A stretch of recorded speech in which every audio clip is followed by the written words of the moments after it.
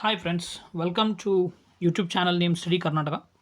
Today in this video, we will be discussing 2022 economics related current affairs, and it will be useful for all the government examinations. It has been taken from the Hindu, Times of India, PIB, Mint and many more. So let's begin the video. From which date the 1% TDS will be done, that is deducted for the transfer of virtual assets or virtual digital assets. Options are 1st July 2022, 2nd July 2023, 10th April 2023 and 1st March 2023. The answer is 1st July 2022. On 1st July 2022, the 1% deduction for virtual digital assets will be carried on. Consider the following statements regarding virtual assets. First one, Section 2 of the IT Act. When was IT Act passed? It was in 2000. IT Act 2000 defines the virtual assets. They are saying that virtual asset has been defined under IT Act 2000. Option or statement number 2. It can be transferred, stored and traded electronically. They are asking about virtual assets. Obviously, if we see the second statement is generalistic statement and it is obviously correct. Now we have to think whether section 2 of the IT Act defines the virtual assets or no. Here the answer is both 1 and 2, both A and B. That is, yes, section 2 of IT Act defines virtual assets. Third question, Donbas region, DONBAS, Donbas region that was in news recently is famous for production of which thing? You all know that there was a conflict, or still now it is a conflict between Russia and Ukraine. It's Ukraine. Russia and Ukraine, and they are fighting for this Donbas region. Here there is Russia, here is Ukraine. This Donbas region, Russia is claiming that Donbas region belongs to it, but Ukraine has been on its own stand that Donbas region is of their own. Now the question is asking, this region is famous for which production? Is it coal mining and steel production, or iron ore extraction, or textile production, or IT industry? It's coal mining and steel production. From this option we can see IT industry, which is called as Silicon Valley of the world, it's USA, and Silicon Valley of India, it's Bengaluru. In Karnataka, where is iron ore? It is in Kudremukha. These are important. Now let's move on to next question. NLMC recently seen in news, it stands for, first option, National Level Market Corporate, National Land Monetization Corporation, New Strategy and Less Marketing Cost, or none of the above. Here the answer is National Land Monetization Corporation, as recently the Finance Ministry is trying to monetize some of the lands or public property. For that reason, this is in news, National Land Monetization Corporation. Next question. Consider the following statement regarding National Land Monetization Corporation. First option, it is 100% Government of India owned entity. Second, it has initial authorized share capital of 5,000 crore and subscribed share capital of 150 crore. Third option, monetization as of now is carried by Department of Investment and Asset Management. Which of the following statement they are not correct? They are asking which are not correct. A only, it is 100% owned government entity. Yes, this is recently set corporation and it is completely 100% owned by Government of India. So this can't be the answer. Second, the option is 1 and 2 only, as 1 is right, so 1 can't be the answer. All of the above, it may be the possibility. All of the above statement are correct. See, they are asking which is not correct, though it can't come. The answer here is all the above statement are correct. Which of the below mentioned falls under non-core assets? They are asking. There are two types of asset. One is core assets. Another one is non-core assets. Among the given options, which are non-core assets? Option 1, land, building, roadways and railways, warehouse and logistics. Choose the correct answer. Here, if you have read economics thoroughly, you will get to know that non-core assets are land and building, whereas core assets are roads and railways, warehouses. So here the answer is only 1 and 2. Where is the option? 1 and 2 only. Answer is B, 1 and 2 only. Next question. Indian infrastructure development is largely driven by. Indian infrastructure development is largely driven by. That is, the infrastructure that is India is building, the most of the funding is coming from which sector, they are asking. Options are public sector or public funding. Second, public private partnership. Third, private investment. Foreign investment. As per the Economic Survey of India, recently it was published, it says that public sector or public funding has been the largely, it is driving the Indian infrastructure development. Next question. Department of Investment and Asset Management. As we recently, that is in the past two questions, we have seen that this is the authority as of now which is managing the monetization, right? And they are asking it comes under which ministry? Is it Ministry of Corporate Affairs? Is it Ministry of Finance? Ministry of Panchayat Raj? Or it is an independent body? Do remember it comes under Ministry of Finance. The answer is B. Comes under Ministry of Finance. Next question. Consider the following statements regarding credit rating agencies in India. As you all know, there are credit rating agencies in India. Some are foreign entities and some are sovereign credit rating agencies like Modi, S&P, Standard & Poor ratings.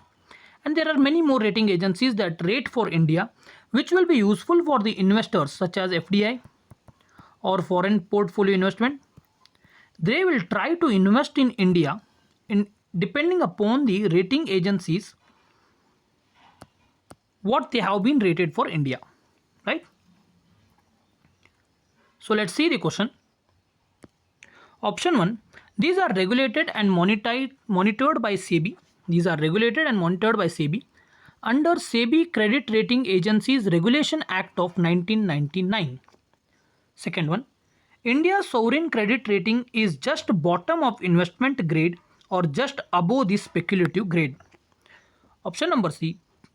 According to S&P, that is Standard and Poor Rating Agency, India has been rated as BBB+, which gives an outlook as stable. The question is asking which of the following are correct. See, if you have read the SEBI Act or else the rating agencies, how they have been regulated, the first statement is correct. That is, these are regulated and monitored by SEBI under SEBI Credit Rating Agencies Regulation Act of 1999. Option number B, India's sovereign credit rating agency rating is just bottom of investment grade. That is, what the investment grade that should a country get, India's grade is just below that or just above the speculative grade. What is speculative? That means it is not eligible for investment. Most of the investors will think that it is not eligible for investment and they will not invest in it. For that reason, as per the second statement, it is correct that India is not at the investment grade, neither it is at the speculative grade. It is in between this, right? Option number C. According to S&P rating agency, India has been rated as BBB+, which gives an outlook as stable. Yes, it is correct. And if you want to see the other rating agencies, how they have been rated, as we got to know that S&P has rated as BBB+, that is, it is stable.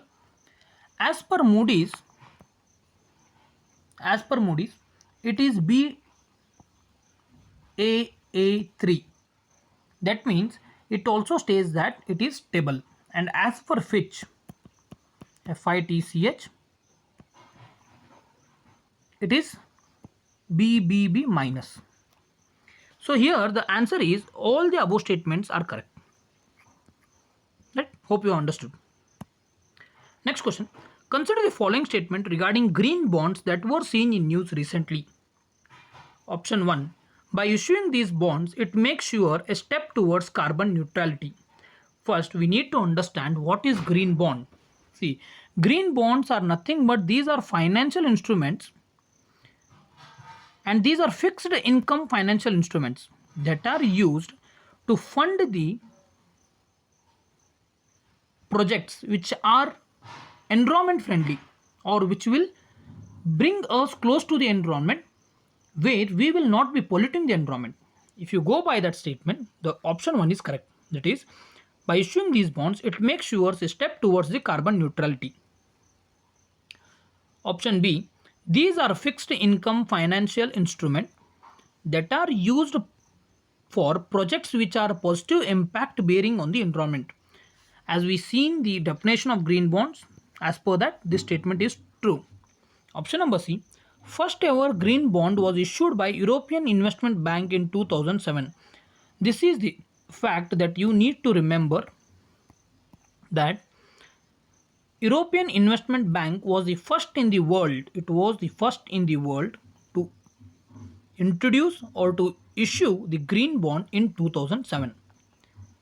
So they are asking which are the following are correct. So all the above statements are correct. Next question. Green bonds can be issued by. Now we have seen what are green bonds, and the question is asking these green bonds can be issued by which of the following institutions. Is it public authority or government only? Is it corporations and financial instruments? Or third option, both 1 and 2, or only international institution? If you have read green bond thoroughly, then you will get to know that green bonds can be issued by any authority. It may be private, it may be public, it can be issued by an authority. So the answer is both 1 and 2. That is public authority, corporation and financial instruments. Even international institutions can issue it. But here the only term avoids it as an answer. Next. This question is very important because these are the new terms that have been seen in the news, and it is very important because UPSC is more favorite of these type of questions. And do remember, if the question can arrive in UPSC, it can arrive in state PCS or any of the examinations. PAT and RPO recently seen in news are, they are asking what are these terms. New words that have been added to Oxford Dictionary in the year 2022. Second option, these are financial bonds issued by Federal Bank of USA.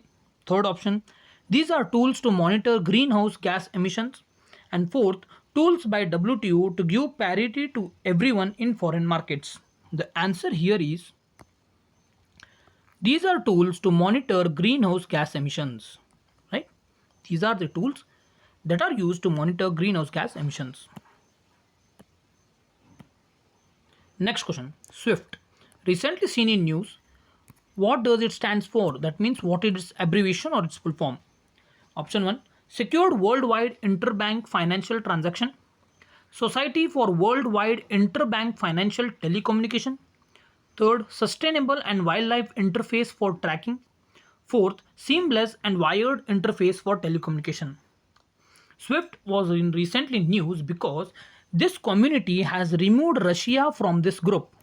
If Russia is removed from this group, then Russia can't communicate with other banks for trading purpose, because the SWIFT is nothing but Society for Worldwide Interbank Financial Telecommunication. That is, if Russia wants to buy something or it wants to sell something, it needs to buy in foreign currencies.